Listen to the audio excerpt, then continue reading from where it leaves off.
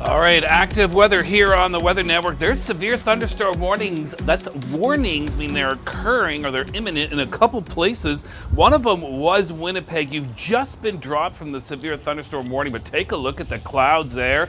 But we still have some warnings south of Winnipeg, so we'll get to that. The other area is in southwestern Ontario. Yesterday in Hamilton, Burlington, you got, hit with a thunderstorm that brought some torrential downpours and some damaging winds as well.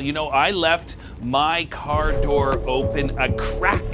We're talking a centimeter, and I had a puddle like 2 inches deep on my passenger seat.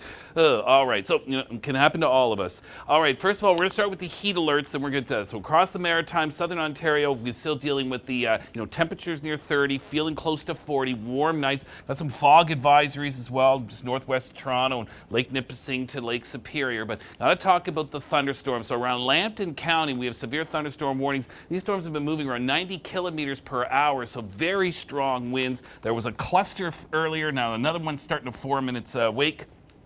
Anywhere from, say, the Michigan border right over towards the Niagara region and north, we could be getting into some of those potent thunderstorms with strong winds, heavy rain, and possibly some hail. So that's threat number one in this hot, humid air mass. Through the afternoon, still a muggy day. Anywhere on both sides of the front, northeastern Ontario through central Quebec, risk of showers and thunderstorms as well. And once again, across the southern areas. Now, today into tomorrow, not a big difference. In fact, overnight storms into tomorrow morning, again possible, again from Lake Huron to Lake Georgian Bay to Lake Ontario, and through the afternoon they roll eastwards across Cottage Country, Ottawa and the Valley, Montreal and the St. Lawrence, and that cold front there, that will finally bring in less humid air by Wednesday for you in southern Ontario, and certainly by Thursday into Quebec. So a couple of unsettled days, which would include mornings and or afternoons, and then by the time you get to about Thursday, look at that, Toronto 23, 24 on Friday,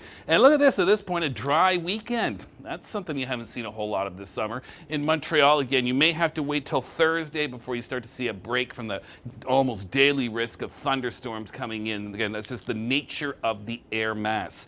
Okay, severe thunderstorm warnings now over in Winnipeg, but Ile-des-Chênes right to about New Bothwell. So that is southeast of Winnipeg, heading towards places like Steinbach and Sprague.